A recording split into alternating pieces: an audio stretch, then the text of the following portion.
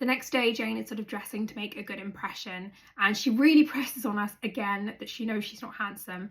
She does her best to look as neat and presentable as possible. She notices little things about the house in the daylight that make it seem even more grand to her. You know, a grandfather clock, she sees the exact size of the house, a sort of a gentleman's manor, she calls it, with battlements to sort of complete this gothic look. Jane finds out she's misunderstood the situation. The owner of the house is a Mr. Rochester, and Mrs. Fairfax is a housekeeper, although a relation of his. Jane is very happy about this. Her treatment by Mrs. Fairfax is sort of one of equals rather than any kind of condescension. She meets her little tutie, Adele, who's born on the continent and has only recently come to the country. Luckily, Jane's French is amazing, so there's no problem on that score. She tells Jane of her mother's death and how Mr. Rochester sort of came to get her to bring her back to Thornfield. Both Adele and Mrs. Fairfax have been complaining that Mr. Rochester doesn't come to the house often. She keeps the house in readiness for when he does show up because he likes to have everything sort of out and ready.